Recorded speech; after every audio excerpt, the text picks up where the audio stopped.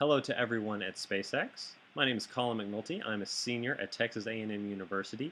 I'll be graduating in May of 2014, and so I'm very excited to be applying for a full-time engineering position at SpaceX. I left this video to highlight one of my favorite projects that I've gotten to do here and during my time at Texas A&M, which was the Mars Curiosity Rover simulation that I did as part of a team of 3. This was a simulation of the entry, descent, and landing of the Mars rover through the atmosphere of Mars, as well as the operation of the rover itself while on the surface. We performed this task using Matlab, and this window here can show you all of the functions and data that we created to simulate, to optimize, and to select components for the rover and the entry, descent, landing system. And this just gives you a quick sense of the scale of the project. It was a semester-long project, so it was a rather rigorous analysis of the Curiosity rover. This is a snapshot of the rover itself as the software understands it. We had to select a variety of different components and optimize parameters, including the initial fuel mass that the rocket would have, the size of the parachute, the gear ratio in the wheel assembly, the size of those wheels, and some other factors that I'll talk about over the course of this video. For the sake of this, I have already loaded up all of the relevant files, and we'll just skip into the final simulation of the rover so that we can see how our final product performed.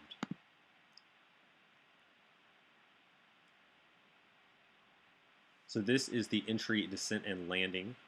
It is based on the actual Mars atmosphere, the data we could get from the NASA website on the gravitational constant of Mars as a function of altitude.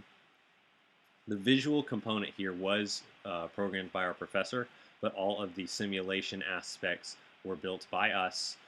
So not only did we optimize the rover, we built the simulation under which it operates and is optimized within that framework. So one big aspect of this project was that we had an overall budget. So all of those parameters had to be optimized to work as well as possible, but make trade-offs in the appropriate areas to keep the project safe, to keep it fast, but also to keep it reasonably cheap. And as you can see, our rocket here is, our landing system is zeroing in on the surface of Mars. And after this, the program will generate a random terrain based loosely on the Mars surface to operate the rover component. And within the rover, we had to balance torque and speed, which is typical to survive in a wide variety of different types of terrain because we didn't know what terrain was coming for the final simulation. We also had to make sure that we had a powerful enough battery to operate the rover throughout its mission. There were a variety of different types of batteries we could choose from, and also different numbers of cells to try to balance both cost and mass with not having the potential of running out of energy during the operation, which would, of course, fail the mission.